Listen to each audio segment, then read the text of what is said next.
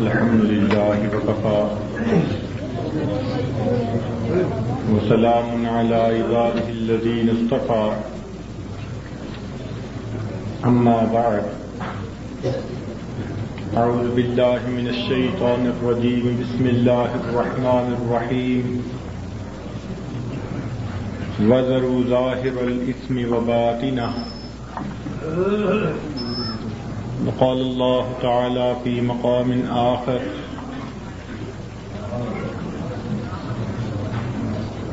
يا أيها الناس إنما بغيكم على أنفسكم وقال الله تعالى في مقام آخر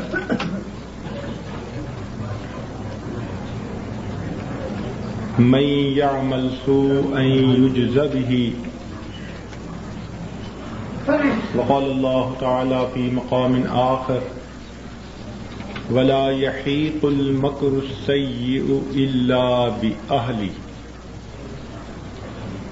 سبحان ربك رب العزة عما يصفون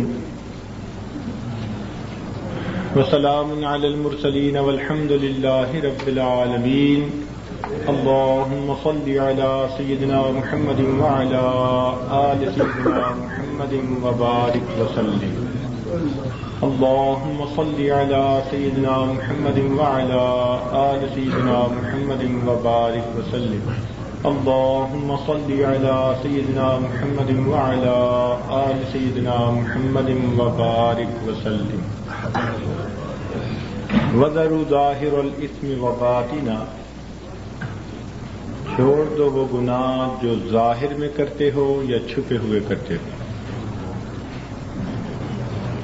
گناہ کہتے ہیں اللہ رب العزت کے حکم کی نافرمانی کرنا، نبی علیہ الصلوۃ والسلام کی سنت کو ترک کر دینا یا کسی بدعت کے اوپر عمل کرنا. ایسے کاموں سے ہمیں بچنے کا حکم دیا گیا کہ یہ کام ہم ظاہر میں کرتے ہیں یا چھپ کر کرتے ہیں، یہ کام ہم چھوڑ دیں. گناہ کے اندر یہ اثر ہے کہ وہ کسی نہ کسی صورت انسان کے دل کو پریشان رکھتا ہے. کوئی انسان کتنی کامیابی سے گناہ کیوں نہ کرے، کسی کو پتہ نہ چلنے دے، خبر نہ ہونے دے، کوئی روکنے والا نہ ہو، کامیابی سے گناہ کر لے، گناہ اس کے دل کو ضرور پریشان رکھے گا. گناہ کی ابتدا کچے دھاگے کی طرح کمزور ہوتی ہے، لیکن گناہ کی انتہا جہاز کے لنگر کی طرح مضبوط ہوتی ہے.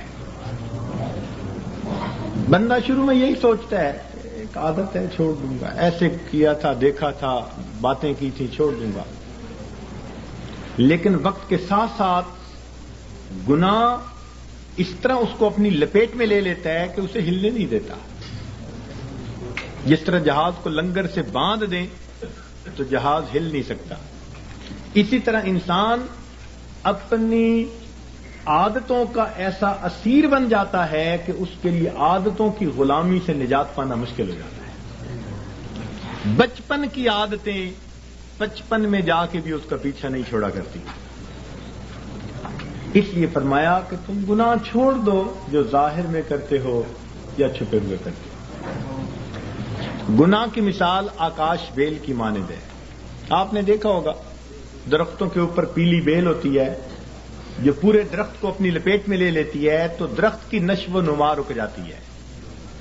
اسی طرح بری عادتیں انسان کو اپنی لپیٹ میں لے لیتی ہیں اور اس کی نشو و نما کو روک دیتی ہیں. گناہ کی مثال ناسور کی مانند ہے. کینسر، جس حصے میں کینسر ہو اس کا ایک ہی علاج ہے کہ اس حصے کو کاٹ دیجیے. اگر نہیں کاٹیں گے تو یہ کینسر بقیہ جسم میں پھیلے گا. اسی طرح گناہ کی مثال ناسور کی طرح ہے، اس کا ایک ہی علاج کہ گناہوں کو چھوڑ دیجیے. اگر نہیں چھوڑیں گے تو یہ آپ کی شخصیت کے لیے کینسر کی مانند ہے. انسان سوچتا ہے جی چھوٹا گناہ ہے. حافظ ابن قیم رحمۃ اللہ علیہ نے ایک عجیب بات لکھی. فرماتے ہیں اے دوست یہ نہ دیکھ گناہ کو چھوٹا کہ بڑا، بلکہ اس ذات کی عظمتوں کو دیکھ کہ جس کی تو نافرمانی کر رہا ہے. لا تحقرن صغیرۃ ان الجبال من الحصى. کنکریاں چھوٹی ہوتی ہیں مگر کنکریوں سے مل کر ہی پہاڑ بنا کرتے ہیں. ریت کے ذرات چھوٹے ہوتے ہیں مگر مل کر ٹیلے بن جاتے ہیں. جس انسان نے گناہ کو ہلکا سمجھا وہ انسان اپنی بربادی کا سامان کر چکا. اس لیے اللہ والے گناہ سے ڈرتے ہیں، خوف کھاتے ہیں، معصیت کی طرف قدم ہی نہیں ان کے اٹھتے. وہ سمجھتے ہیں کہ اس سے اللہ رب العزت ناراض ہوتے ہیں. اور یاد رکھیے کہ مکاری سے انسان کی زندگی اچھی کبھی نہیں گزرتی. مکاری کی مثال چھوٹے کمبل کی مانند ہے. سر ڈھانپو تو پاؤں ننگے اور پاؤں ڈھانپو تو سر ننگا. مکار انسان کا فوراً پتہ چل جاتا ہے. آدمی چند بندوں کو چند دنوں کے لیے دھوکہ دے سکتا ہے، سب لوگوں کو ہمیشہ کے لیے دھوکہ نہیں دے سکتا. تو جھوٹے آدمی کا فوراً پتہ چل جاتا ہے. گناہ انسان کے فوراً کھل جاتے ہیں. اس لیے گناہوں کی وجہ سے دنیا کی بھی رسوائی، آخرت کی بھی رسوائی اور دل کی پریشانی اس کے علاوہ. اس لیے امن کا راستہ ایک ہی ہے کہ ہم گناہوں کو چھوڑ دیں. ایک بزرگ کو اللہ رب العزت نے الہام فرمایا کہ اے میرے بندے، لوگوں سے کہہ دو کہ جب یہ گناہ کرتے ہیں تو اپنے قریب چھوٹا سا بھی کوئی بچہ ہو تو اس کی بھی رعایت کر لیتے ہیں، لیکن میرے سامنے گناہ کر رہے ہوتے ہیں، میری رعایت نہیں کرتے. انہیں کہہ دو کیا تم اپنی طرف دیکھنے والوں میں سب سے کم حیثیت کا مجھے سمجھتے ہو؟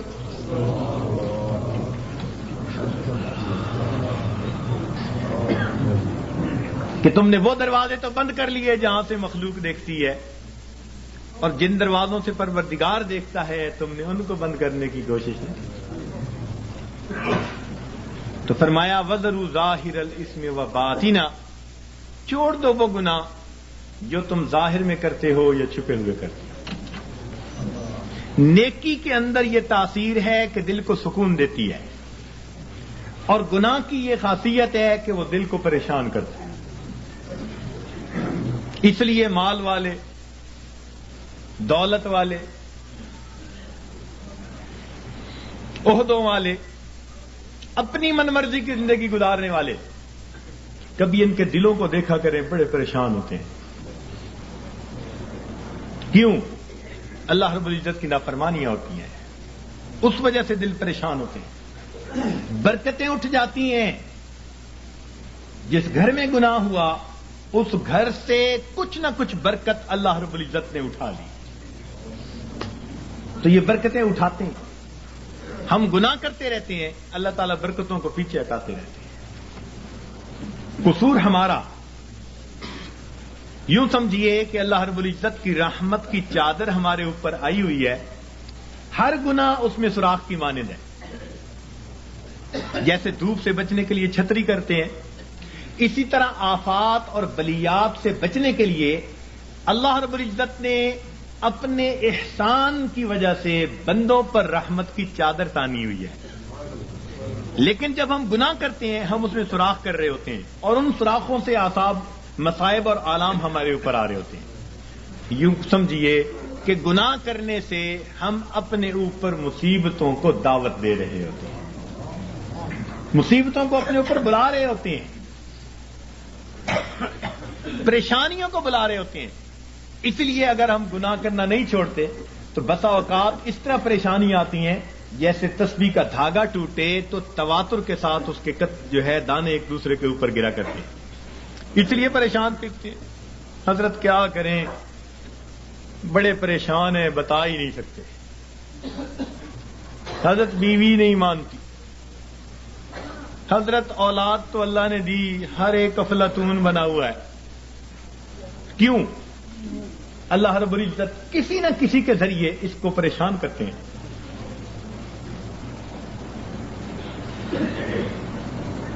عدل و انصاف فقط حشر پہ موقوف نہیں. عدل و انصاف فقط حشر پہ موقوف نہیں. زندگی خود بھی گناہوں کی سزا دیتی ہے. زندگی میں بھی سزا ملتی ہے گناہوں کی. اس لیے اس سے بچنے کا ایک ہی راستہ کہ ہم گناہوں کو چھوڑ دیں, ترک کر دیں, معصیت سے خالی زندگی اختیار کرنے کی کوشش کریں. ہمارے سلسلہ نقشبندیہ کے ایک بزرگ تھے, حضرت خواجہ ابو الحسن خرقانی رحمت اللہ علیہ, فرمایا کرتے تھے کہ جس آدمی نے جو دن معصیت کے بغیر گزارا ایسا ہی ہے جیسے اس نے وہ دن نبی علیہ الصلوۃ والسلام کی معیت میں گزارا.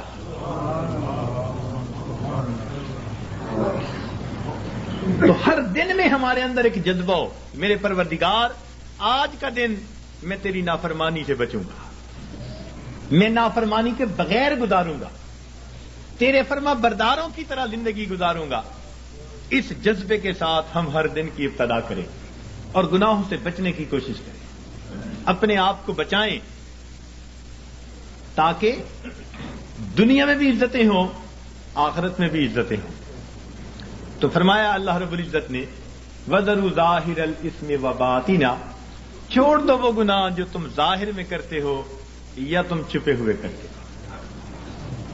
گناہ کرنے کی 4 وجوہات ہوتی ہیں. اللہ رب العزت نے ان 4 وجوہات کا تذکرہ قرآن پاک میں کر کے اس کا جواب بھی دے دیا. سب سے پہلی وجہ گناہ کرنے کی یہ ہوتی ہے کہ بندہ سمجھتا ہے کہ مجھے دیکھنے والا کوئی نہیں. سب سے پہلی وجہ مجھے دیکھنے والا کوئی نہیں. اور اگر اس یہ پتہ ہو نا کہ چھوٹا بچہ بھی دیکھ رہا ہے تو گناہوں سے بچے گا. تو جب یہ احساس دل میں ہو کہ مجھے دیکھنے والا کوئی نہیں تو یہ گناہ کرنے کی پہلی وجہ. اللہ تعالیٰ نے قرآن پاک میں اس کا بھی جواب دے دیا. فرمایا ان ربک لبالمرصاد, تیرا رب تیری گھات میں لگا ہوا ہے. اب یہ مرصاد کسے کہتے ہیں؟ مفسرین نے لکھا کہ جب کوئی شکاری اپنے شکار پر نشانہ باندھنا چاہے تو بڑی توجہ کے ساتھ اس کو دیکھتا ہے, حتیٰ کہ اپنے سانس کو بھی تھوڑی دیر کے لیے بند کر لیتا ہے, پلک بھی نہیں چھپکتا. اس کیفیت کو مرصاد کہتے ہیں. گویا اللہ رب العزت ہمیں اتنے غور سے دیکھ رہے ہیں جیسے دنیا میں کوئی شکاری اپنے شکار کو غور اور توجہ کے ساتھ دیکھ رہا ہوتا ہے.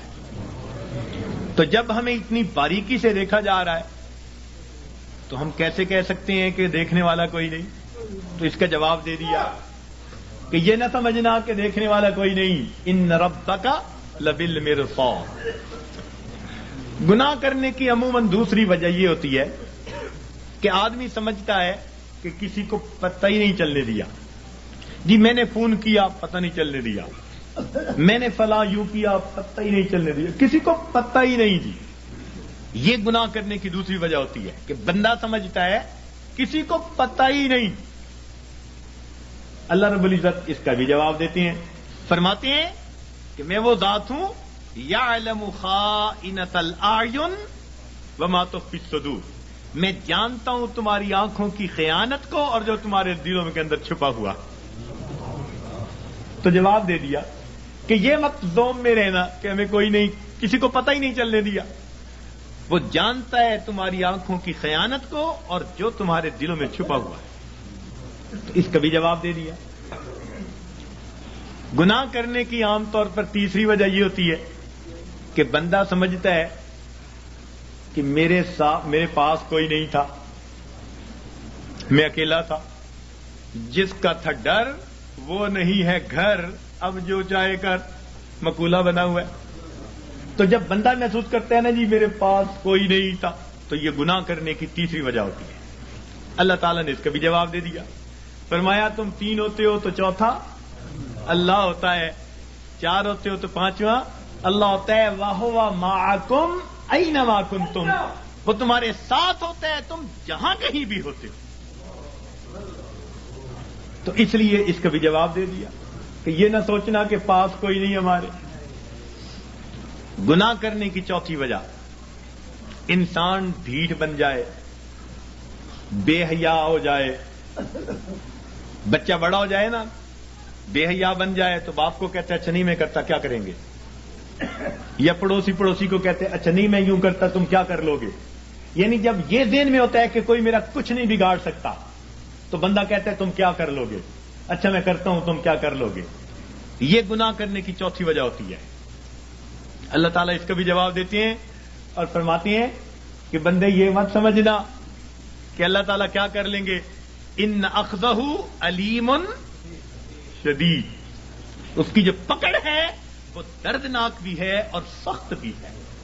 وَيُوثِقُ وَثَاقَهُ أَحَدٌ، ایسے باندھتا ہے کہ ایسا دنیا میں کوئی باندھ نہیں سکتا. ایک جگہ فرمایا انی اعذبہ عذاب لا اعذبہ احدا من العالمین، میں ایسا جو ہے عذاب دوں گا کہ جہانوں میں ایسا عذاب کوئی دوسرا دے نہیں سکتا. اور جب قومیں نافرمانی کرتی ہیں فرمایا فصب علیہم ربک صوت عذاب، اس کا کوڑا آتا ہے عذاب کا. تو فرمایا یہ مت سوچنا کہ کوئی کیا کر لے گا، حیثیت ہی کیا. تو چاروں وجوہات کا جواب دے دیا تاکہ بندے گناہوں کو چھوڑ کر نیکی کی زندگی کو اختیار کریں. اور گناہ پر اللہ تعالیٰ قیامت کے دن 4 ہی گواہ متعین فرمائیں گے. 4 گواہ قیامت کے دن پیش کیے جائیں گے. سب سے پہلا گواہ اس بندے کے کندھوں کے اوپر جو کرامن کاتبین ہوتے ہیں وہ سب سے پہلے گواہ ہوں گے. ان علیکم لحافظین کرامن کاتبین یعلمون ما تفعلون. فرشتے گواہی دیں گے رب کریم ہم نے اس کو یہ گناہ کرتے دیکھا، یہ گناہ کرتے دیکھا، یہ گناہ کرتے دیکھا. یہ سب سے پہلی گواہی ہوگی، معصوم فرشتوں کی گواہی. پھر دوسری گواہی اس کے نام اعمال کو پیش کیا جائے گا. ووضع الکتاب فتری المجرمین مشفقین مما فیہ. پھر گنہگار بندہ، مجرم بندہ جب دیکھے گا نام اعمال کو تو اب ڈرے گا، گھبرائے گا. کیا کہیں گے؟ وَيَقُولُونَ يَا وَيْلَتَنَا مَا لِهَٰذَا الْكِتَابِ، ہائے ہماری کم بختی، یہ کیسی کتاب ہے. لا يغادر صغیرة ولا کبیرة الا احصاها ووجدوا ما عملوا حاضرا ولا يظلم ربك احد. جو کیا ہوگا اپنے سامنے حاضر پائے، تیرا رب کسی پر ظلم زیادتی نہیں کرے گا. تو یہ دوسری گواہی ہوگی. اور تیسری گواہی اللہ تعالیٰ زمین سے لیں گے. زمین کو پوچھیں گے کہ تو بھی خبریں سنا، تیری پیٹھ پر کیا ہوتا رہا. یومئذ تحدث اخبارها بان ربک اوحی لها. زمین گواہی دے گی، بتائے گی کہ میری پشت پر اس نے فلاں جگہ یہ گناہ کیا، فلاں جگہ یہ گناہ کیا، اس گناہ کے لیے چل کے گیا تھا. زمین گواہی دے گی. اور چوتھے گواہ وہ انسان کے جسم کے اپنے اعضاء ہوں گے. اس کے اوپر گواہی دیں گے سمعهم وابصارهم وجلودهم بما كانوا يكسبون. اس کی آنکھیں، اس کی زبان، اس کے کان، یہ سب اس کی گواہی دیں گے. اور پریشان ہوں گے اس وقت لوگ. وقالوا لجلودهم لما شهدتم علينا. اس وقت اپنے اعضاء کو یہ کہیں گے کہ تم نے کیوں گواہی دی، اور تمہاری لذتوں کی خاطر ہی تو ہم گناہ کرتے تھے، تم نے کیوں گواہی دی. قالوا انطقنا اللہ الذی انطق کل شیء. وہ اعضاء کہیں گے ہمیں اللہ نے گویائی دی جس نے ہر چیز کو گویا کیا، اس لیے جو بیتا ہم تو اس کی پوری رپورٹ اپنے رب کو پہنچائیں گے. اللہ تعالیٰ فرماتے ہیں وما کنتم تستترون، کہ تم تو پردہ ہی نہیں کرتے تھے اپنے ان اعضاء سے کہ یہ قیامت کے دن گواہ بننے والے ہیں. تو کوئی آدمی اپنے اعضاء سے پردہ کر سکتا ہے گناہ کرتے ہوئے؟ انہی سے تو کرنا ہوتا ہے. تو یہ 4 گواہ قیامت کے دن گناہگار کے خلاف پیش کر دیے جائیں گے. اور بندے کے لیے پھر فرار کا کوئی راستہ نہیں رہے گا سوائے اس کے کہ اس کو خود تسلیم کرنا پڑ جائے گا. کہ رب کریم ہاں میں نے یہ گناہ کیے، خطائیں کی. تو اس لیے آسان طریقہ یہ ہے کہ ہم دنیا میں ہی ان گناہوں کو چھوڑ کر اپنے رب کریم سے اس کی معافی مانگ لیں، پروردگار سے اس کی معافی مانگ لیں، تاکہ اللہ تعالی ہمارے ان گناہوں کو معاف فرما دے. دیکھیے حضرت ابراہیم اعظم رحمۃ اللہ علیہ کے پاس ایک نوجوان آیا، کہنے لگا حضرت گناہ کرتا ہوں، چھوڑ نہیں سکتا، ڈر بھی لگتا ہے اللہ تعالی کی ذات سے اور اس کے عذاب سے، تو میں کیا کروں؟ تو اللہ والوں کا دستور ہوتا ہے کہ یہ دھکے نہیں دیتے، یہ نفرت نہیں کرتے، یہ سینے سے لگاتے ہیں، یہ سمجھاتے ہیں، پیار کے انداز میں، محبت کے انداز میں بات سمجھاتے ہیں. تو حضرت نے اسے کہا ہاں ہاں میں تجھے ایک ترکیب بتاتا ہوں. وہ بڑا خوش ہو گیا کہ حضرت مجھے ترکیب بتائیں کہ میں گناہ بھی کرتا رہوں اور عذاب سے بھی بچ جاؤں. آپ نے فرمایا بھئی پہلی ترکیب تو یہ ہے کہ تو اگر گناہ کرتا ہے تو اللہ رب العزت کی نگاہوں کے سامنے گناہ کرنا چھوڑ دے، چھپ کے گناہ کیا کر.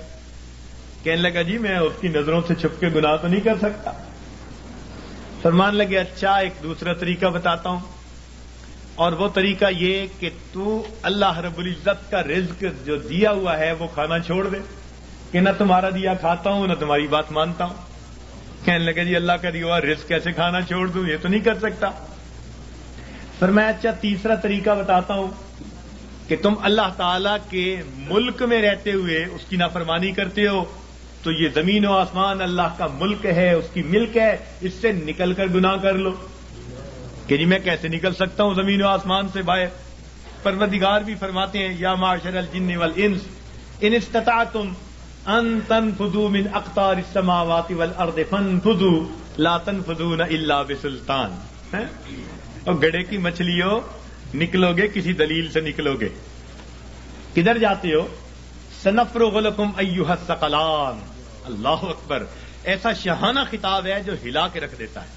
سنفرغ لکم ایھا الثقلان، تثنیہ کا صیغہ، اے میری زمین کے بوجھو، یعنی نافرمان جن اور انسان، ان کو مخاطب کیا گیا.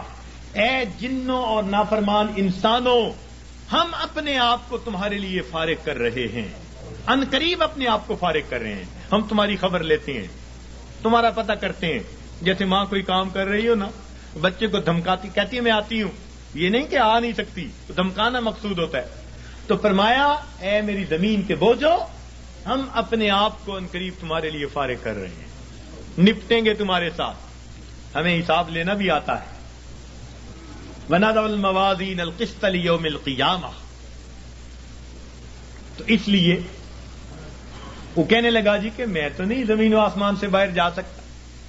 فرمایا اچھا پھر میں آپ کو ایک تجویز اور دیتا ہوں، وہ یہ کہ اگر تم گناہ کرتے رہو گے تو نام اعمال میں بہت سارے گناہ ہوں گے.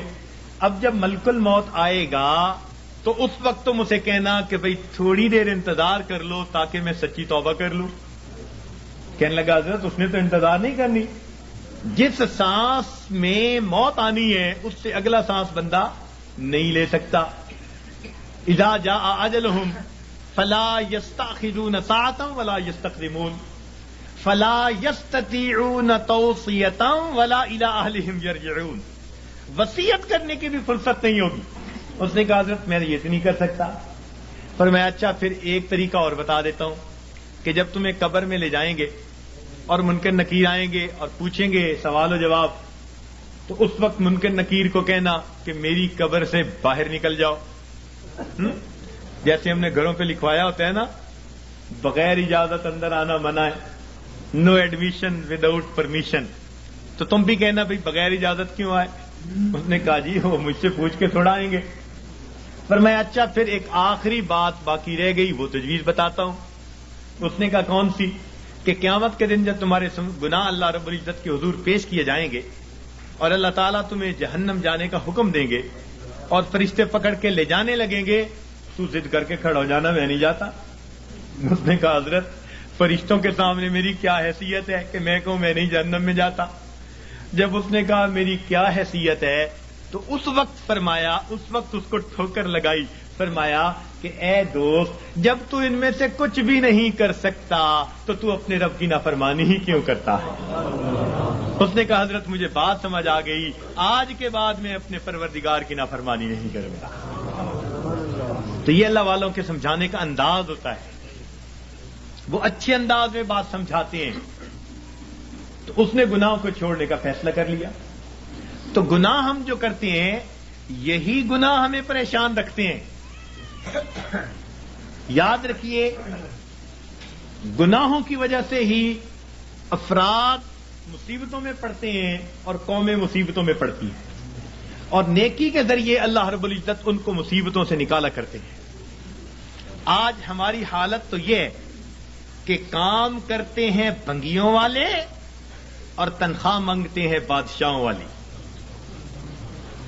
یاد رکھنا مسلمان کے لیے دنیا میں دو راستے ہیں، نیکی کرے گا امام عالم، اور اگر گناہ کرے گا تو غلام عالم بنے گا۔ نیکی کی زندگی ہوگی تو امام عالم بنے گا، اور اگر گناہوں بھری زندگی ہوگی تو کیا بنے گا؟ آج من حیث القوم ہم کیا بنے پھرتے ہیں؟ تیرے ہاتھ میں ہو قرآن تو دنیا میں رہے پریشان، تیرے ہاتھ میں ہو قرآن اور تو دنیا میں پھرے ناکام، تیرے ہاتھ میں ہو قرآن اور تو دنیا میں پھرے غلام، غلامی نفس کی ہو، شیطان کی ہو یا کسی انسان کی ہو، نا نا نا، ہمیں کہتا ہے یہ قرآن، اور میرے ماننے والے مسلمان، اقرأ وربک الاکرم، تو پڑھ قرآن، تیرا رب کرے گا تیرا اکرام۔ تو مومن کے لیے دنیا میں دو راستے ہیں، فرما برداری کی زندگی گزارے گا تو امام عالم، اور نافرمان بن کر فاسق و فاجر بن کر زندگی گزارے گا تو غلام عالم۔ تیسرا راستہ اس کے لیے کوئی نہیں ہے۔ تو گناہوں کو چھوڑ کر ہماری زندگی پرسکون ہو سکتی ہے۔ یہ بات بتانے کی ضرورت اس لیے پیش آئی کہ آج کل اکثر جو سالکین آتے ہیں وہ پریشانیاں دنیا کی لے کے آتے ہیں،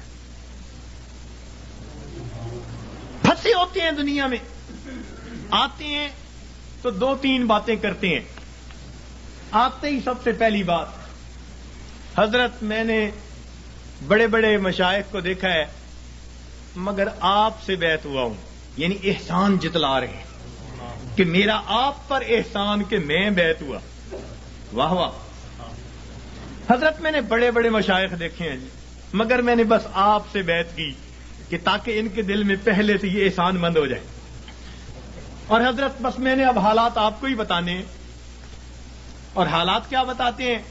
بس حضرت کاروبار کوئی اچھا نہیں چل رہا، کوئی تعویذ دے دیجیے پڑھنے کے لیے، ویسے میں نے جلدی گھر جانا ہے۔ دوسری بات، حضرت بس بیوی سے کچھ بنتی نہیں ان دنوں، کچھ اس کے لیے بھی پڑھنے کو بتا دیں، ویسے میں نے جلدی گھر جانا ہے۔ اور تیسری بات کیا کرتے ہیں؟ حضرت ورد وظیفہ تو ہوتا نہیں، کچھ خود ہی پھونک مار دیں، ویسے میں نے جلدی گھر جانا ہے۔ اب اگر یہ باتیں لے کر آئیں گے تو ذکر و سلوک کیا سیکھیں گے؟ اللہ تعالیٰ ایسے تو نہیں ملتا نا کہ انسان دنیا لے کر آئے اور دنیا کے مسائل کی باتیں پوچھ کے واپس جائے اور سمجھے مجھے اللہ مل جائے گا۔ پھر کہتے ہیں جی 3 سال سے بیعت ہو گئے، 5 سال سے بیعت ہوئے، ہوا تو کچھ نہیں، ہم نے کچھ نہیں کیا۔ اس لیے یہ ٹاپک آج بتانے کی ضرورت پیش آئی کہ ہم اپنی زندگی کے رخ کو جب تک ٹھیک نہیں کریں گے اس وقت تک ہماری زندگی کی یہ پریشانیاں ختم نہیں ہوں گی۔ ماں باپ خود اپنی اولاد کو پریشان کر کے خوش نہیں ہوتے، اللہ رب العزت اپنے بندوں کو پریشان کر کے کیسے خوش ہوں گے؟ تو وہ نہیں خوش ہوتے، اس لیے فرمایا ما یفعل اللہ بعذابکم ان شکرتم وآمنتم، اگر تم ایمان لاتے شکر کرتے اللہ تعالیٰ کو تمہیں عذاب دے کے کیا ہاتھ آتا؟ اللہ تعالیٰ کیا کرتا تمہیں عذاب دے کے؟ وہ کیوں عذاب دیتا؟ تو اللہ تعالیٰ خوش نہیں ہوتے، وہ نہیں چاہتے کہ بھوکے ننگے رہیں بندے، پریشان رہیں بندے۔ یاد رکھیے اللہ رب العزت نے اپنے بندوں کو عذاب کے لیے پیدا نہیں کیا، اپنے بندوں کو ثواب کے لیے پیدا کیا ہے۔ کیوں؟ فرمایا ان اللہ بالناس لرؤوف الرحیم۔ جب رؤوف الرحیم ذات ہے تو وہ کبھی پریشانی میں اپنے بندوں کو نہیں ڈالنا پسند کرتے۔ ہم خود پریشانیوں میں پڑتے ہیں، ہم پریشانیوں کو دعوتیں دیتے ہیں، بھاگتے ہیں پریشانیوں کی طرف۔ کس طرح سے؟ اپنے رب کے حکموں کو توڑ کے، اپنے محبوب کی سنتوں کو چھوڑ کے۔ کون سا گھر ہے آج بتائیے تو صحیح کہ جہاں نبی علیہ الصلوۃ والسلام کی سنتوں کو ذبح نہیں کیا جاتا؟ الا ماشاء اللہ۔ نیکوں کے گھرانوں میں بھی کوئی نہ کوئی فرد ایسا ہوتا ہے جو من مرضی کا مالک، نہیں حکم چلتا دوسرے کا، نہیں اختیار کسی کا۔ آج ہمارے گھر، گلی کوچے، بازار نبی علیہ الصلوۃ والسلام کی سنتوں کی مذبح گاہیں بن چکی ہیں، اور پھر ہم کہتے ہیں کہ ہمیں پرسکون زندگی نصیب ہو جائے۔ رہنا دریا میں مگر مجھ سے بیر، رہنا دنیا میں اور دنیا کے پیدا کرنے والے کو ناراض کر کے، تو کیسے پرسکون زندگی گزاریں گے؟ ایک صاحب آئے، بڑی فیکٹریوں کے مینیجر تھے، آنسوؤں سے رونے لگے، حضرت میں اتنا پریشان ہوں، میں آپ کو بتا نہیں سکتا، میرا خرچہ پورا نہیں ہوتا۔ بھئی ہے کتنا؟ بس حضرت 2 کاریں دی ہوئی ہیں، میرے لیے علیحدہ، بچوں کے لیے علیحدہ، کوٹھی لے کے دی ہوئی ہے، کوٹھی پر چوکیدار، باورچی اور گن مین سب مالکوں کا، پٹرول مالکوں کا، بیمار ہو جائیں تو ڈاکٹر کا خرچہ مالکوں کا، اور ٹیکس ویکس ہو تو مالکوں کا، اور حضرت مجھے صرف 75,000 مہینے کے ملتے ہیں۔ 75,000 مہینے کے ملتے ہیں، سارے باقی خرچے مالکوں کے، اور آنسوؤں سے رو رہا ہے کہ حضرت میرے خرچے پورے نہیں ہو۔ فیصل آباد سے ایک خاتون آئی، پردے میں بیٹھ کے بات کرنے لگی، رو رہی ہے دارو قطار، 5 منٹ روتی رہی، اور اس کے بعد کہنے لگی بس میرے لیے دعا کریں، میرے خرچے پورے نہیں ہوتے۔ میں نے کہا کتنے فرد ہیں؟ کہ بس میاں بیوی ہیں، اولاد نہیں ہے۔ تو کتنا خرچہ دیتا ہے خاوند؟ کہ جی ہر مہینے کا 50,000 دیتا ہے۔ میں نے پوچھا بنتا کیا ہے؟ کہنے لگی بس دوائیوں پہ خرچ ہو جاتے ہیں۔ اور واقعی ایسے تھا، واقعی ایسے تھا، 50,000 روپیہ اکیلی خاتون کا خرچہ، مگر وہ ڈاکٹروں کے پاتوں میں چلا جاتا تھا۔ میں نے اس مینیجر اور اس خاتون کو پھر سمجھایا، میں نے کہا کہ اپنی زندگی سے جب تک نافرمانی کو نہیں نکالو گے، تمہیں زندگی میں کبھی سکون نہیں مل سکتا۔ تمہارے مال سے اللہ نے برکت نکال لی ہے، تمہارے 75,000 کیا 75 لاکھ بھی ہوں گے تو تمہاری ضرورتوں کو پورا نہیں کریں گے۔ برکت اللہ تعالیٰ نکال لیتے ہیں، اتنا کماتے ہیں ضرورتیں اتنی، پریشان، اتنا کماتے ہیں ضرورتیں اتنی، پھر پریشان، لنگوٹ باندھ باندھ کے میدان میں اترتے ہیں۔ اب اس پریشانی کو تو ختم کر دینا ہے، اگلی پریشانی اوپر سے آ جاتی ہے، پہلی ختم نہیں ہوتی دوسری اوپر سے، پھر پریشان پھرتے ہیں، کہتے ہیں جی بس رول رول کے زندگی گزار رہے ہیں۔ ایک صاحب کہنے لگے کہ جی کسی نے شعر لکھا ہے، ایس دکھی حیاتی دے پینڈیاں وچ، ایس دکھی حیاتی دے پینڈیاں وچ،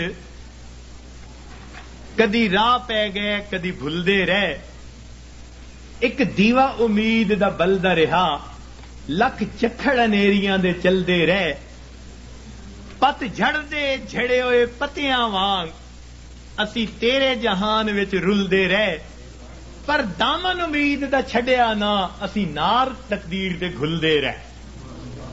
تو میں نے کہا کہ بھئی تمہیں پت جھڑ کے جھڑے پتے کی طرح رلنے کی ضرورت ہی کیا ہے؟ کیوں ضرورت ہے؟ تم اپنے آپ کو پروردگار کے حوالے کرو، وہ تمہیں بے آسرا نہیں فرمائے گا، وہ تمہیں کٹی پتنگ کی طرح نہیں رکھے گا، جھڑے ہوئے پتے کی طرح رلنا نہیں پڑے گا، گھلنا نہیں پڑے گا تقدیر سے۔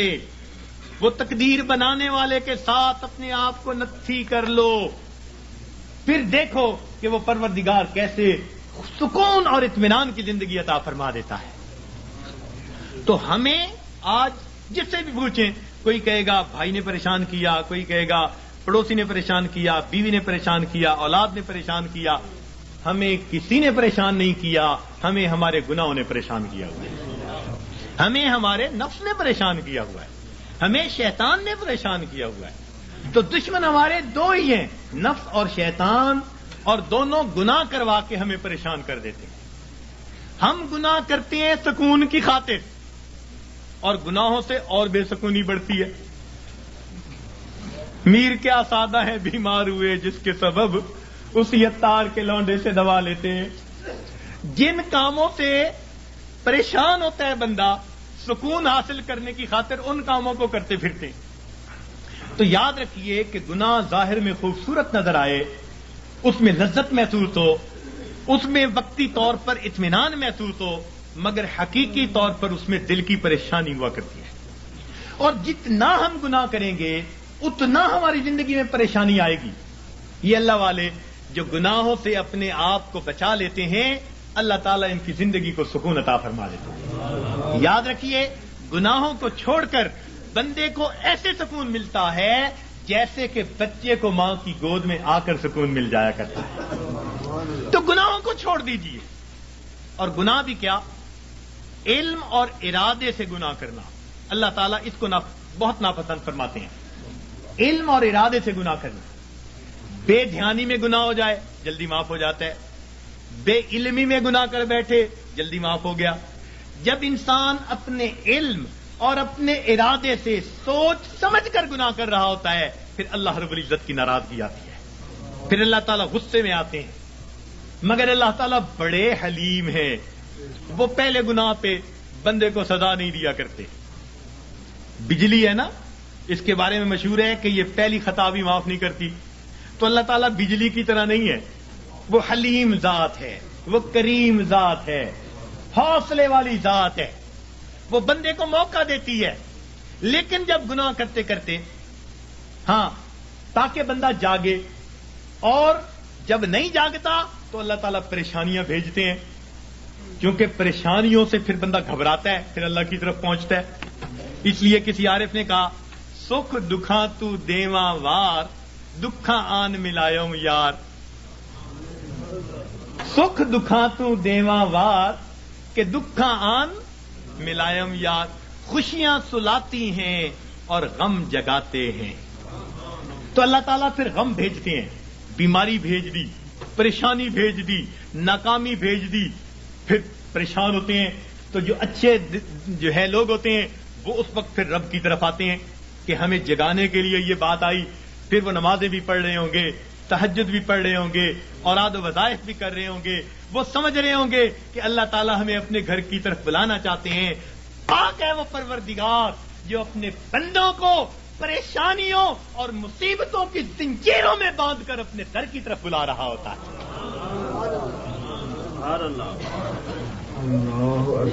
تو یہ کس لیے آتے ہیں؟ بندے کو جگانے کے لیے۔ مگر ہم جاگنے کی بجائے اور گناہ کر رہے ہوتے ہیں۔ کاروبار خراب ہوا بددیانتی کی وجہ سے، اب اس کا حل نکالا، بینک سے سود کے پیسے لے لو، یعنی علاج وہ تجویز کیا جو پہلے سے بھی زیادہ بندے کو پریشان کرنے والا ہو۔ تو موٹا اصول یہ ہے کہ اللہ رب العزت کی نافرمانی سے انسان کی زندگی میں پریشانی آتی ہیں، مصیبتیں آتی ہیں، ذلتیں آتی ہیں، رسوائیاں آتی ہیں، ناکامی آتی ہیں، اور ان کو چھوڑ کر انسان کو دنیا اور آخرت کی سرخروئی نصیب ہو جاتی ہے۔ تو ہم گناہوں کو چھوڑیں۔ پروردگار عالم نے ارشاد فرمایا، وَذَرُوا ظَاهِرَ الْإِثْمِ وَبَاطِنَهُ، تم چھوڑ دو وہ گناہ جو ظاہر میں کرتے ہو یا تم چھپ کر کرتے ہو۔ یہ گناہ چھوڑنے پڑیں گے، اور انسان گناہوں کی جان نہیں چھوڑتا، مصیبتیں اس کی جان نہیں چھوڑتی۔ اختیار ہمارا ہے۔ اور یاد رکھیے کہ جو بندہ اپنے علم اور ارادے سے گناہ کو کرنا چھوڑ دیتا ہے، جو بندہ اپنے علم اور ارادے سے گناہ کو کرنا چھوڑ دیتا ہے، پروردگار عالم اس بندے کی دعاؤں کو رد کرنا چھوڑ دیتا ہے۔ پکی بات ہے، وہ بندہ مستجاب الدعوات بن جاتا ہے۔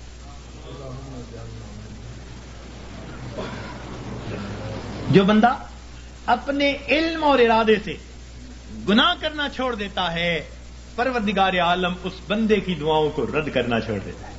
پوچھتے ہیں حضرت اسم آدم بتاؤ، اس سے بڑا اسم آدم اور کیا ہے؟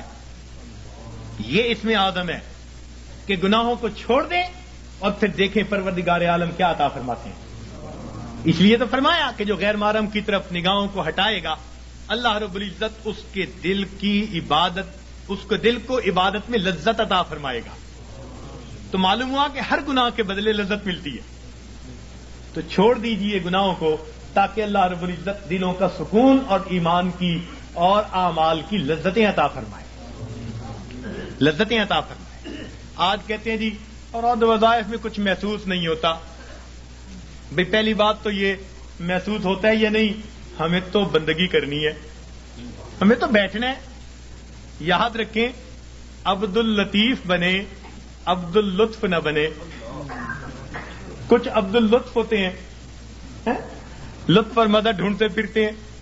حضرت مزہ نہیں آ رہا، بھائی مزے ڈھونڈنے، اللہ تعالیٰ کی بندگی کرنی ہے، اس کی یاد کرنی ہے، ہم پابند ہیں، غلام ہیں۔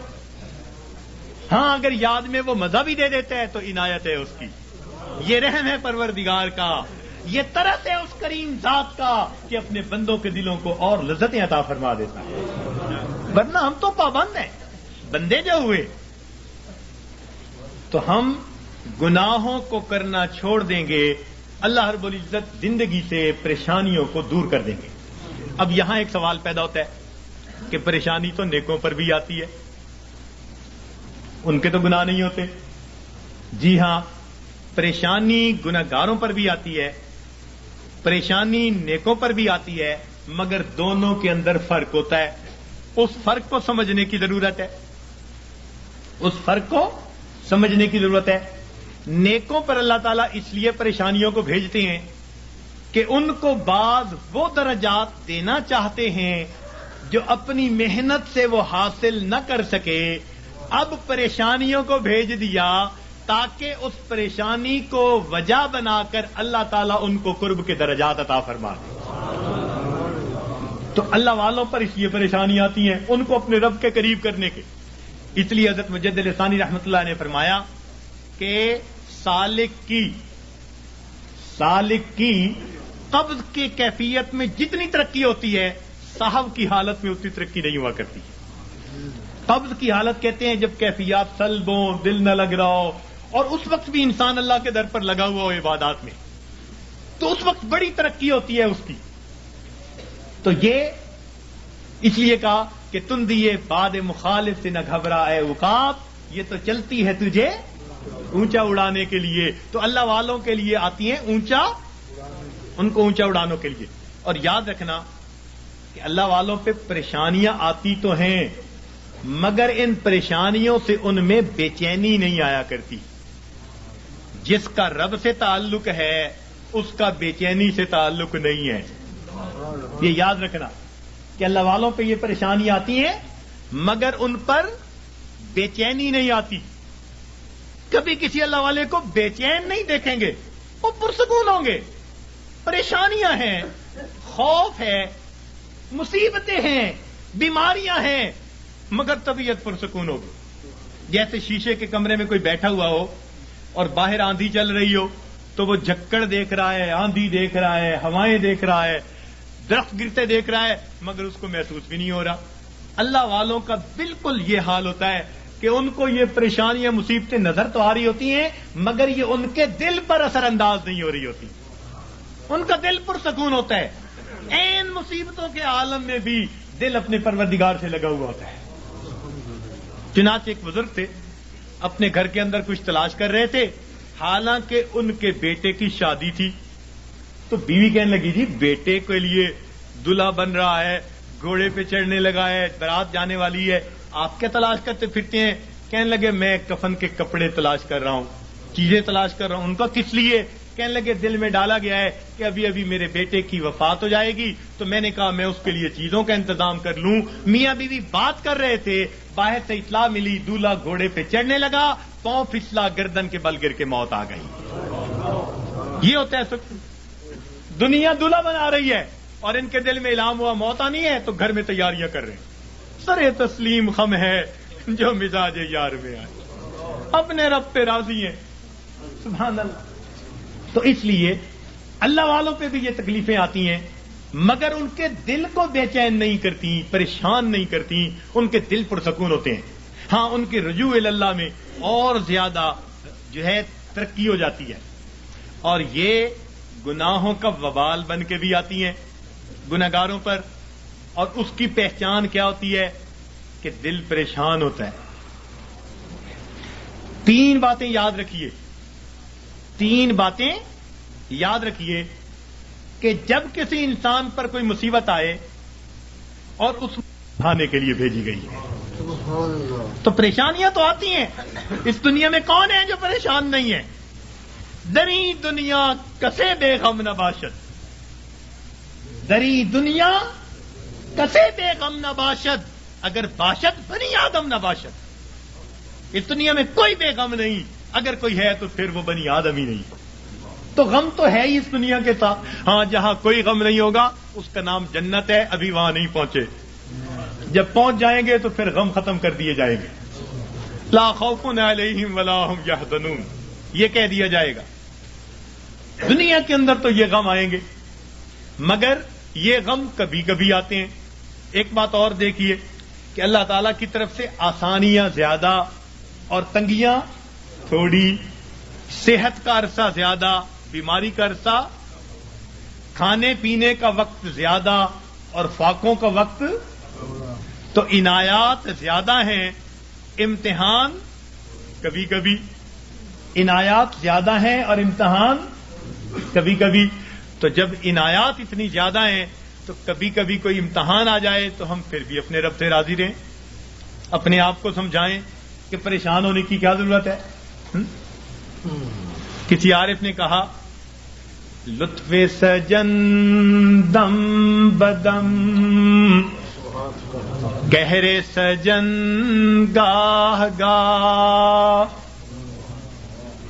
لطف سجن دم بدم گہرے سجن گاہ گاہ, ای بھی سجن واہ واہ, اون بھی سجن واہ واہ. میرے مالک ہم اس پہ بھی راضی ہیں, میرے مولا ہم اس پہ بھی راضی ہیں. یہ ہے بندگی, یہ ہے بندگی. اور ہم پریشان ہو کر اگر کوئی بدعقیدہ بندہ تعویذ دینے والا ہے ادھر بھی بھیجتے ہیں عورتوں کو, عاملوں کے پاس, نجومیوں کے پاس, جادو کرنے والوں کے پاس, کالے علم والوں کے پاس ایمان گواہ بیٹھتے ہیں. اور بڑے بڑے نمازی اور سالک اور ذکر مراقبہ کرنے والے پریشان ہو کر. ہرگز نہیں. پریشانیوں کے اندر کبھی ایسے لوگوں کی طرف نہیں جانا, پریشانی کے وقت میں اپنے پروردگار کے گھر کی طرف آنا ہے. مسجد کی طرف آئیں اور اللہ سے اپنے دل کی بات کہیں, اللہ کے سامنے اپنے دل کا دکھ بیان کریں. جب دل کا دکھ اللہ کے سامنے بیان کریں گے تو پروردگار پھر ہماری اس مناجات کو قبول فرما لیں گے. تو ہمیں کسی نے پریشان نہیں کیا, ہمیں ہمارے گناہوں نے پریشان کر رکھا ہے. ہم دوسروں سے حسد کرتے پھرتے ہیں, فلاں نے کر دیا ہوگا, فلاں نے کر دیا ہوگا, فلاں نے کچھ کر دیا ہوگا, اس نے باندھ دیا ہوگا, اس نے باندھ دیا ہوگا. پتہ نہیں کتنے چھوٹے سے خدا بنائے ہوئے ہیں ہم نے, کسی نے کچھ نہیں باندھا. باندھنے والی کھولنے والی وہ ایک ہی ذات ہے. واللہ یقبض و یبسط و الیہ ترجع. تو ہم اس ذات کی طرف رجوع کریں اور ہماری پریشانیاں اللہ تعالیٰ پھر اس طرح ختم کر دیں گے. تو مصیبتیں آتی ہیں مگر مصیبتیں, پریشانیاں اکثر اوقات گناہوں کے سبب سے آتی ہیں. اس وجہ سے انسان مایوس بن جاتا ہے, اعمال چھوٹ جاتے ہیں, انسان ذکر و سلوک میں پیچھے رہ جاتا ہے. اللہ والوں پر جو پریشانی آتی ہیں وہ درجات کو بڑھانے کے لیے آتی ہیں. اب یہ ایک بنیادی بات سمجھنے کے بعد یہ بات ذہن میں رکھیے کہ جب کسی بندے کو جگایا جائے اور وہ پھر بھی نہ جاگے تو پھر غصہ آتا ہے. گھر میں بھی ماں بچے کو جگائے, باپ بیٹے کو جگائے اور وہ نہ جاگے تو غصہ آتا ہے. جب اللہ تعالیٰ بندوں پر پریشانیاں بھیجتے ہیں اور وہ پھر نہیں جاگتے, یہ اللہ تعالیٰ کے غصے کا سبب بنتا ہے. اور پھر اللہ تعالیٰ اس کو دنیا کے اندر عبرت بناتے ہیں. فرماتے ہیں اولا یرون انہم یفتنون فی کل عام مرتن او مرتین ثم لا یتوبون ولا هم یذکرون. کیا یہ نہیں دیکھتے ہر سال میں ایک دفعہ یا 2 دفعہ ان پر مصیبتیں بھیجی جاتی ہیں، پھر بھی توبہ نہیں کرتے، پھر بھی نصیحت نہیں حاصل کرتے. تو جب انسان جگانے کے باوجود نہیں جاگتا تو پھر اللہ تعالیٰ اپنے عذاب کا کوڑا بھیجتے ہیں. جب انسان گناہوں میں گھر جاتا ہے پھر اللہ تعالیٰ اس پر ہاتھ ڈالتے ہیں، پھر اس کو جہنم کی آگ میں بھیجتے ہیں. اس لیے فرمایا بلا من کسب سیئۃ، کیوں نہیں جس نے گناہ کیا وَأَحَاطَتْ بِهِ خَطِیئَتُهُ، اور اس کی گناہوں نے اس کا احاطہ کر لیا، فَأُولَٰئِکَ أَصْحَابُ النَّارِ هُمْ فِیہَا خَالِدُونَ. یہ ہیں آگ میں بھیجے جانے والے، ڈالے جانے والے جو ہمیشہ ہمیشہ وہاں رہیں گے کہ گناہوں نے اس کا احاطہ کر لیا. تو کبھی کبھی گناہ بندے کو گھیر لیتے ہیں. جھوٹ کی زندگی، جھوٹ کی زندگی. اب غلط تعلق ہے کہیں، بندے بندے کے سامنے جھوٹ بول رہا ہے، پردے ڈالتا پھر رہا ہے، اس کے سامنے جھوٹ، اس کے سامنے جھوٹ، اس کے سامنے جھوٹ. حدیث پاک کا مفہوم کہ بندہ جھوٹ بولتے بولتے اتنا جھوٹ بولتا ہے اللہ تعالیٰ فرشتوں کے ذریعے نام اعمال میں کذاب لکھوا دیتے ہیں، جھوٹوں کے دفتر میں نام لکھا جاتا ہے. چھپاتے پھرتے ہیں بندوں سے، پروردگار سے تھوڑا چھپا سکیں گے ان باتوں کو. تو کبھی کبھی انسان اپنی بری عادات کو نہیں چھوڑتا اور گناہوں کے اندر گھر جاتا ہے ان کو چھپانے کی خاطر، اور یہی چیز اس کے لیے مصیبت بن جاتی ہے. پھر ذکر میں ترقی کیسی، سلوک میں آگے بڑھنا کیسا. اب کبھی کبھی اوراد وظائف کر رہے ہیں، ساتھ کبیرہ کبھی مرتکب ہو رہے ہیں. یہ تو ایسا ہی ہوا جیسے گولیاں بھی کھا رہے ہیں اور ساتھ ساتھ زکام کے ہوتے ہوئے برف والا پانی بھی پیتے پھر رہے ہیں، تو زکام کیسے دور ہوگا. اسی لیے ذکر و سلوک میں آنے کے لیے پہلا قدم یہ ہے کہ انسان اپنے گناہوں سے سچی توبہ کر لے. یہ پہلا قدم ہے، یہ پہلا قدم ہم اٹھا لیں. پھر دیکھیے یہ تھوڑی دیر کا مراقبہ ہمارے لیے معلوم نہیں کتنی برکتوں کا باعث بن جائے گا. ہم جو کہتے ہیں نا ہوتا کچھ نہیں، ہمارے مشائخ بڑی اللہ، ان حضرات نے اپنے مشائخ جن کی خدمت میں ہم نے اپنا وقت گزارا، ہم نے ان کی توجہات کو دیکھا. میرے دوستوں، میرے مہربانوں، ہمیں تو جو ملا اپنے مشائخ کی توجہ سے ملا. اپنا عمل کچھ نہیں، اپنی محنت کچھ نہیں. 100% اگر کہیں کہ ان کی توجہات سے ملا تو ہم مسجد میں بیٹھ کر بھی سچ بولنے والے ہوں گے. ان کی توجہ سے ملا، اور ہم تو ویسے بھی فضلی ہیں کہ ہمارا تعلق ماشاء اللہ خانقاہ فضلیہ سے، تو ظاہر میں بھی فضلی ہے اور سچی بات ہے ویسے بھی فضلی ہے. جو ہوا ہے اللہ کا فضل ہی ہوا ہے، اور اب بھی یہاں سے اللہ کا فضل مانگنے ہی آئے بیٹھے ہیں، اللہ کا فضل مانگنے ہی آئے بیٹھے ہیں. تو اس لیے جب ہم گناہوں کو چھوڑ دیں گے خود بخود اوراد و وظائف کے توجہات کے جو اثرات ہوں گے وہ دل کے اوپر آنے شروع ہو جائیں گے. ہمارے حضرت خواجہ احمد سعید قریشی رحمۃ اللہ علیہ، احمد الشرقیہ والے، ان کے حالات زندگی میں حضرت سید وار حسین شاہ رحمۃ اللہ علیہ نے یہ واقعہ لکھا. فرمایا کہ وہ کبھی کبھی پورے شہر کے لوگوں کو توجہ دیتے تھے اور فرماتے تھے کہ بعض دلوں سے فیض ٹکرا کر واپس آتا اور مجھے آواز آتی کہ ہمارے لیے اس دل میں کوئی جگہ نہیں ہے، ہمارے لیے اس دل میں کوئی جگہ نہیں ہے. تو جب دل پہ گناہوں کی میل ہی اتنی چڑھی پھری ہو پھر توجہات کیا اثر کریں گی. تو اس میل کو اتاریں گناہوں کو چھوڑ کر، سچی توبہ کر کے. پھر دیکھیے اللہ رب العزت کی رحمت کیسے ہمارے دلوں کو سنوارے گی اور کیسے ہمارے دلوں کو بنائے گی. اور کبھی کبھی تو انسان مال، ہاں ایک نکتے کی بات عرض کرتا چلوں کہ شیطان انسان کو 2 طرح سے ورگلاتا ہے. شیطان انسان کو 2 طرح سے ورگلاتا ہے، ایک شہوات کے ذریعے سے اور دوسرا شبہات کے ذریعے سے. شیطان انسان کو 2 طرح سے ورگلاتا ہے، ایک شہوات کے ذریعے سے اور دوسرا شبہات کے ذریعے سے. یعنی کچھ تو ایسے ہوں گے کہ وہ شہوات کے گناہوں میں لگے ہوئے ہیں، بد نظری میں، گناہ میں، زنا میں، فلاں میں فلاں میں. یہ شہوات کے گناہ ہیں جو مال سے تعلق رکھتے ہیں یا جمال سے تعلق رکھتے ہیں. دنیا میں دو ہی چیزوں کے اسیر ہیں نا، کچھ مال کے اسیر ہوں گے، کچھ جمال کے اسیر ہوں گے. تو شہوات کے ذریعے سے شیطان بہکاتا ہے، اور جن پر شہوات غالب نہیں آتی، قابو میں رہتے ہیں، ان کو شبہات کے ذریعے سے بہکاتا ہے. مثلا جی یہ مراقبہ سنت سے ثابت ہے، جی یہ بیعت واقعی ضروری ہے، جی یہ پیری مریدی اس وقت بھی تھی. اس قسم کی باتیں شبہات والی ذہن میں ڈالے گا. اور یہ شک ایسی بری بلا ہے کہ یہ انسان کے اعمال کی بنیاد کو ہلا کے رکھ دیتی ہے. اس لیے قرآن پاک میں ابتدا سے ہی کہہ دیا ذالک الکتاب لا ریب فیہ ھدی للمتقین. ھدی للمتقین بعد میں کہا، پہلے کیا کہا؟ کیونکہ شک کے ساتھ پڑھو گے تو پھر ہدایت نہیں ملے گی. نبی علیہ السلام نے دعا مانگی اللہم انی اعوذ بک من الشک والشرک والشقاق والنفاق وسوء الاخلاق. تو شرک سے بھی پہلے شک سے پناہ مانگی. یہ شک بڑی بری بات، اتنی بری کہ بندے کے ایمان کو بھی ضائع کر کے رکھ دیتی.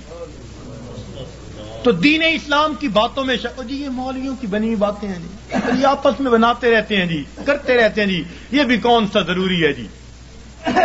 شک ہو گیا. ہماری جی کہاں ہماری سنتا جی، مانگ مانگ کے جی عمر گزر گئی، ہماری تو سنتا ہی نہیں. تو یہ شک کے ذریعے سے یا شبہات کے ذریعے سے یا شہوات کے ذریعے سے شیطان انسان کو بہکا دیا کرتا ہے. تو انسان پر مصیبتیں اللہ تعالیٰ بھیجتے ہیں، کبھی گناہوں کی وجہ سے تاکہ یہ باز آ جائے، اور کبھی اس کو اپنے قریب لانے کے لیے. اور اس کا ایک ہی حل ہے کہ ہم اپنے گناہوں کو چھوڑ کر اپنے پروردگار کی طرف قدم آگے بڑھائیں. اب شیطان مایوس کرتا ہے، کہتا ہے تو نہیں چھوڑ سکتا. بھئی ہم نہیں چھوڑ سکتے تو پروردگار تو چھڑوا سکتے ہیں نا. بھئی ہم اگر نہیں بچ سکتے تو پروردگار تو بچا سکتے ہیں نا. تو پروردگار عالم ہمیں بچا لیں گے جب ہم سچی توبہ کریں گے. حضرت اقدس تھانوی رحمۃ اللہ نے عجیب نقطہ لکھا ہے. فرماتے ہیں جو بندہ گناہ کر بیٹھے مگر اللہ سے دعائیں مانگے اللہ بچا لے، میں بچنا چاہتا ہوں، روئے دھوئے معافیاں مانگے، پھر گناہ کر بیٹھے، پھر روئے دھوئے معافیاں مانگے، فرمایا ساری زندگی اسی طرح کرتا رہے، اللہ تعالیٰ قیامت کے دن اس کو کھڑا کریں گے، فرمائیں گے میرے بندے تو گناہوں سے بچا کیوں نہیں؟ کہے گا یا اللہ ہر وقت معافیاں مانگتا تھا اور کہتا تھا اللہ بچا لے، میں تو دعا ہی کر سکتا تھا. اللہ تعالیٰ فرمائیں گے واقعی تو نے دعا مانگی، تیری دعا کو قبول کر کے سب گناہوں کو ہم نے معاف فرما دیا. تو جب گناہ سرد ہو جائے تو معافیاں مانگے، روئے دھوئے اپنے رب کو منائے. الندم توبتن، ندامت توبہ. تو دل میں نادم ہو اور اپنے رب کو منانے کی کوشش کرے، اسی وقت دیر نہ کرے. گناہ کا سرزد ہو جانا یہ کوئی ایسی بڑی بات نہیں ہے. بڑے بڑوں سے بعض اوقات غلطیاں ہو جاتی ہیں، تو گر جانا برا نہیں، گر کر پڑے رہنا برا ہوا کرتا ہے. تو کبھی کوئی کوتاہی ہو جائے، کوئی غلطی سرزد ہو جائے تو بندہ فوراً اپنے رب سے سچے دل سے معافی مانگے اور اپنے آپ کو اللہ تعالیٰ کے پیش کرے اور کہ اللہ مجھے بچا لینا. غم حیات کے سائے محیط نہ کرنا، غم حیات کے سائے محیط نہ کرنا، کسی غریب کو دل کا غریب نہ کرنا. میں امتحان کے قابل نہیں میرے مولا، میں امتحان کے قابل نہیں میرے مولا، مجھے گناہ کا موقع نصیب نہ کرنا.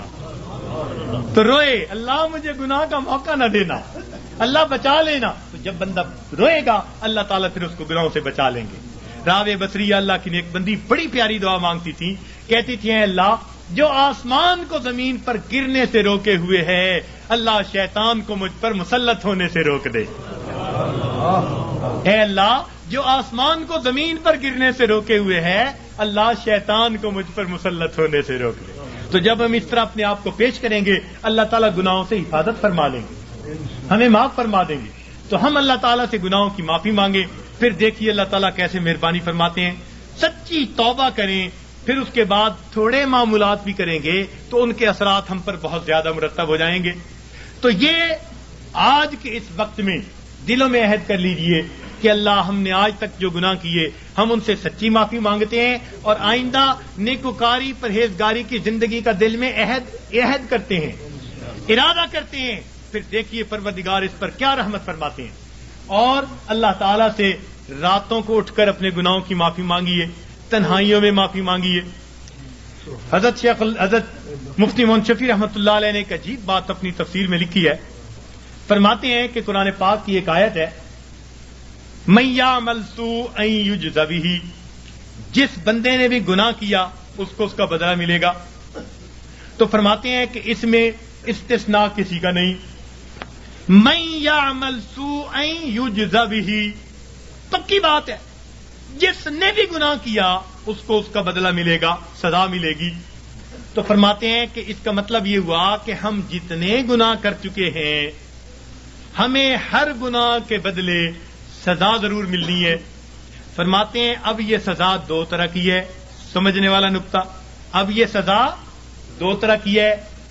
ایک تو یہ کہ ہم اس دنیا میں ندامت اور شرمندگی کی آگ میں جلیں، دل میں کڑھیں، اللہ غلطی کر بیٹھے معاف کر دے، یہ بھی آگ میں جلنا ہے. یہ بھی دل میں آگ لگی ہوئی ہے، اللہ معافی دے دے، اللہ پریشان ہوں، معافی مانگتا ہوں، توبہ کرتا ہوں. فرمایا یا تو یہ بندہ سچی توبہ کے ذریعے دنیا کی ندامت کی آگ میں اپنے آپ کو جلا لے، اگر نہیں تو قیامت کے دن اللہ جہنم کی آگ میں ضرور جلائیں گے.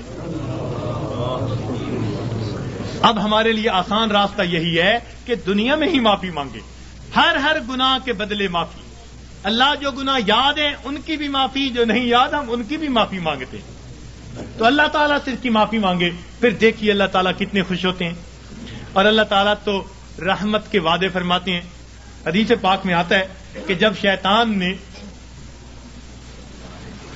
بہکانے کے لیے قسمیں کھائیں اور کہا کہ اے اللہ میں تیرے بندوں کو بہکاؤں گا دائیں سے بائیں سے آگے سے پیچھے سے، ولا تجد اکثرهم شاکرین، اللہ یہ اکثر تیرے ناشکرے ہوں گے. تو اس وقت فرشتوں کو بڑی حیرت ہوئی، کہنے لگے اے اللہ اولاد آدم کے لیے تو مشکل بن گئی. پوچھا کیسے؟ اے اللہ یہ شیطان دائیں بائیں آگے پیچھے سے بہکائے گا اور بندوں کے لیے تو کوئی راستہ ہی نہیں بچا. اللہ تعالیٰ نے فرمایا کہ میرے فرشتوں یہ دو سمتوں کو بھول گیا، ایک نیچے کی سمت، ایک اوپر کی سمت. میرا گناہگار بندہ جب اپنے گناہوں پہ پریشان ہو کر میرے در پہ آئے گا اور میرے در پر آ کر ہاتھ پھیلا دے گا، چونکہ ہاتھ اوپر کی سمت کو اٹھیں گے، ابھی اس کے ہاتھ نیچے نہیں جائیں گے، میں اس کے گناہوں کو معاف فرما دوں گا. اور جب میرا بندہ اپنے گناہوں سے پریشان ہو کر اپنے سر کو سجدے میں ڈال دے گا، کیونکہ نیچے کی سمت سے شیطان اثر انداز نہیں ہو سکتا، میرا بندہ ابھی سر نہیں اٹھائے گا، میں اپنے بندے کے گناہوں کو معاف فرما دوں گا. تو شیطان نے ایک قسم کھائی تھی، فبعزتک، اللہ تیری عزت کی قسم میں تیرے بندوں کو بہکاؤں گا. اللہ تعالیٰ نے اس کے جواب میں فرمایا شیطان مردود تو قسمیں کھاتا ہے میرے بندوں کو بہکانے کے لیے، ورغلانے کے لیے. ذرا میری بات بھی سن لے کہ میرے بندے بتقاضائے بشریت گناہ کرتے رہیں گے اگر اپنی موت سے پہلے سچی معافی مانگیں گے. فبعزتی و جلالی، مجھے اپنی عزت کی قسم، مجھے اپنے جلال کی قسم، میں ان کی توبہ کو قبول کر لوں گا. تو شیطان نے بہکانے کے لیے ایک قسم کھائی تھی، رحمان نے معافی دینے کے لیے دو قسمیں کھائی ہوئی ہیں. سبحان اللہ. اس لیے اللہ تعالیٰ کی ہر صفت کا ایک نام ہے، لیکن رحمت کی صفت کے دو نام ہیں، رحمان اور رحیم. اور کوئی صفت ایسی نہیں جس کے دو نام ہو سوائے رحمت کی صفت. وہ تو اتنا کریم آقا ہے، وہ تو بخش کے خوش ہوتا ہے، وہ تو معاف کر کے خوش ہوا کرتا ہے. میں ایک مرتبہ بچیوں کو پردے میں درس دے رہا تھا، ایک جامعہ کی دور حدیث کی بچیاں تھیں. تو ان سے میں نے سوال پوچھا کہ بتاؤ دنیا میں سب سے آسان کام کیا ہے؟ ایک بچی نے جواب دیا کہ اپنی ماں کو منانا. میں نے پوچھا وہ کیسے؟ کہنے لگی جی کہ ہمارا یہ تجربہ ہے کہ ماں اگر اپنے بیٹے سے ناراض بھی ہونا تو بیٹی سے پوچھتی پھرتی ہے، اس نے روٹی کھا لی، اس کا بستر تو نے بنا دیا، اس کے کپڑے تو نے ٹھیک کر دیے. اب اوپر سے ناراض پھر رہی ہے، مگر ماں کی مامتا اس کو مجبور کر رہی ہے، لہذا بیٹی سے پوچھتی پھرتی ہے، بیٹی کے ذریعے اس کو کھانا پہنچا رہی ہے، دل سے ناراض نہیں، خفا تھی، بچے نے ستایا مگر دل سے خفا نہیں، اس لیے پوچھتی بھی پھر رہی ہے کہ بچے کو سب چیزیں مل گئی یا نہیں مل گئی۔ تو وہ کہنے لگی کہ جب ماں کی ممتا کا یہ حال ہے تو ماں کو منانا بہت آسان ہوتا ہے۔ میں نے کہا ہاں، ماں کو منانا آسان صحیح، پھر بھی ماں کے پاس آنا پڑتا ہے۔ بچہ آ کر کہہ دے امی معاف کر دیں، ماں معاف کر دیتی ہے۔ بچہ آ کر ماں کا جسم دبائے، امی معاف کر دیں، معاف کر دیتی ہے۔ ہاتھ جوڑ دے، معاف کر دیتی ہے۔ اگر پھر بھی معاف نہ کرے، بچہ رو پڑے، ماں سے کبھی بیٹے کے آنسو نہیں دیکھے جاتے، کتنی ناراض کیوں نہ ہوگی جب دیکھے گی بچہ آنسو بہا رہا ہے، اپنے دوپٹے کے پلو کو لے کے آنسو پوچھے گی، کہے گی بیٹا رو نہیں، چل میں نے تجھے معاف کر دیا۔ تو ماں کو منانا دنیا میں اتنا آسان ہے۔ بچیاں کہنے لگیں، میں نے انہیں اس وقت بتایا کہ دیکھو ایک اور ذات ہے جس کو منانا ماں کے منانے سے بھی 70 گنا زیادہ آسان ہے، اور وہ پروردگار عالم کی ذات ہے۔ ماں کو تو پھر بھی زبان سے کہنا پڑے گا، پاؤں پکڑنے پڑیں گے، ہاتھ جوڑنے پڑیں گے، آنسو بہانے پڑیں گے۔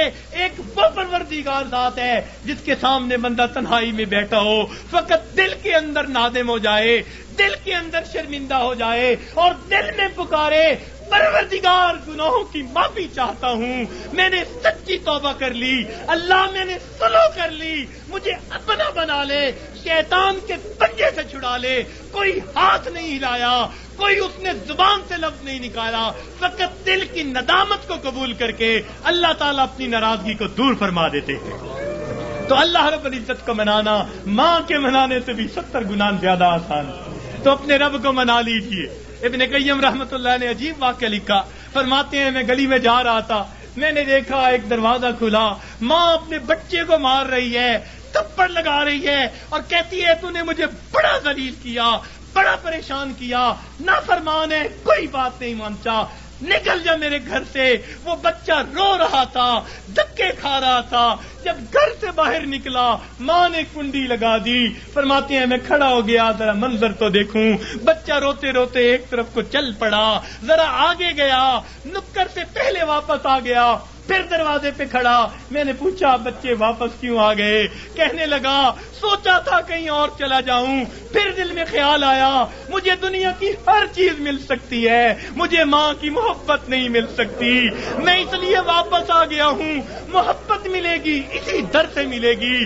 کہتے ہیں بچہ بات کر کے وہی بیٹھ گیا، میں بھی وہی بیٹھا، بچے کو نیند آئی، اس نے دہلیز پہ سر رکھا سو گیا۔ کافی دیر گزری، ماں نے کسی وجہ سے دروازہ کھولا، ضرورت کے لیے باہر جانا چاہتی تھی، بیٹے کو دیکھا دہلیز پہ سر رکھے سو رہا ہے، اٹھایا، کیوں دہلیز پہ سر رکھ کے سو رہے ہو؟ امی مجھے دنیا میں کوئی دوسری ماں نہیں مل سکتی، میں اس دہلیز کو چھوڑ کے کیسے جاؤں؟ فرمایا بچے کے الفاظ سے ماں کی آنکھوں سے آنسو آ گئے، بچے کو سینے سے لگا لیا، میرے بیٹے جب تیرا یقین ہے اس گھر کے سوا تیرا گھر کوئی نہیں، میرے در کھلے ہیں، آ جا، میں نے تیری غلطیوں کو معاف کر دیا۔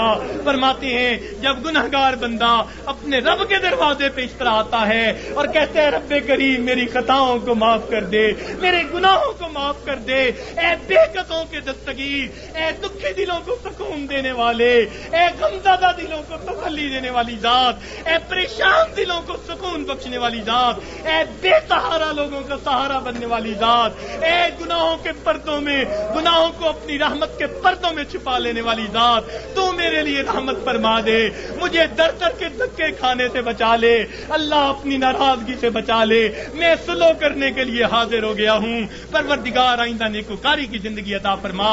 تو جب بندہ اس طرح پیش کر دیتا ہے اللہ رب العزت اس بندے کی توبہ کو قبول کر لیتے ہیں۔ اللہ تعالی ہمیں سچی توبہ کرنے کی اور توبہ کر کے یہاں سے اٹھنے کی توفیق عطا فرما دے۔ وآخر دعوانا ان الحمد للہ رب العالمین۔